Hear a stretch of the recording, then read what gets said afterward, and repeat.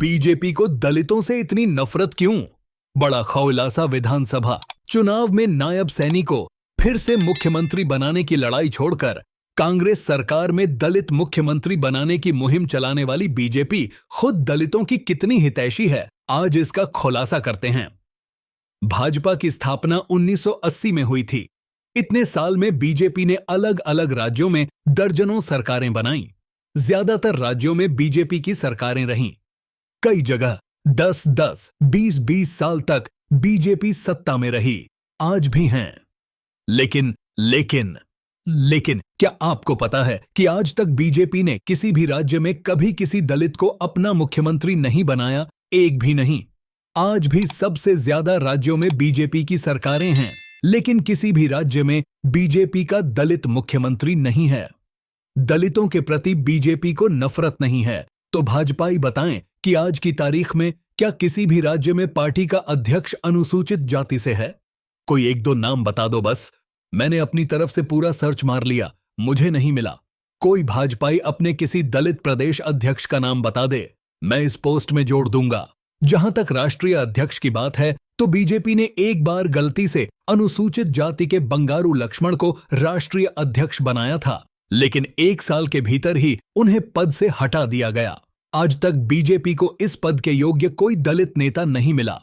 अब बात करते हैं कांग्रेस की। जिस दौर में जात पात, छुआछूत रूढ़ियां चरम पर थीं, उस दौर में इस भेदभाव पर चोट मारते हुए कांग्रेस ने 1960 में ही अनुसूचित जाति के दामोदरन संजीवैया को आंध्र प्रदेश का मुख्यमंत्री बना दिया था। इसके बाद कांग्रेस ने ही दलित नेता भोला पासवान शास्त्री को 1968 से 1972 तक बिहार का मुख्यमंत्री बनाया। महाराष्ट्र जैसे बड़े राज्य में भी कांग्रेस ने 2003 में अनुसूचित जाति के सुशील कुमार शिंदे को मुख्यमंत्री बनाया था। उन्हें केंद्र की यूपीए सरकार में गृह मंत्री भी बनाया था, यानी पीएम के बाद दूसरा सबसे बड़ा पद। कांग्रेस ने अनुसूचित जाति से आने वाले पंजाब के दलित नेता बूटा सिंह को भी गृह मंत्री बनाया था। इसके बाद 2021 में कांग्रेस ने ही चरणजीत सिंह चन्नी को पंजाब का पहला एससी मुख्यमंत्री बनाया। कांग्रेस ने 1980 में एससी लीडर जगन्नाथ पहादिया को राजस्थान का मुख्यमंत्री बनाया। बाद में पहादिया को हरियाणा और बिहार का राज्यपाल भी बनाया गया। देश के पहले दलित राष्ट्रपति के आर नारायणन कांग्रेसी थे। पहली दलित लोकसभा स्पीकर मीरा कुमार कांग्रेसी थीं, इत्यादि इत्यादि तमाम नाम गिनवाए जा सकते हैं। हरियाणा कांग्रेस के पिछले 4 अध्यक्ष फूलचंद मुलाना, अशोक तंवर, कुमारी सैलजा, उदय भान अनुसूचित जाति वर्ग से आते हैं। कांग्रेस के राष्ट्रीय अध्यक्ष मल्लिकार्जुन खड़गे डहगे भी अनुसूचित जाति से हैं।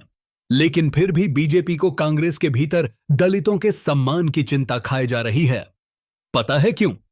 क्योंकि बीजेपी खुद मान रही है कि दलित समाज को पद, सम्मान और भागीदारी कांग्रेस में ही मिल सकती है। दलित बीजेपी के भीतर किसी तरह के सम्मान, उचित भागीदारी और प्रभावी पद की उम्मीद न करे।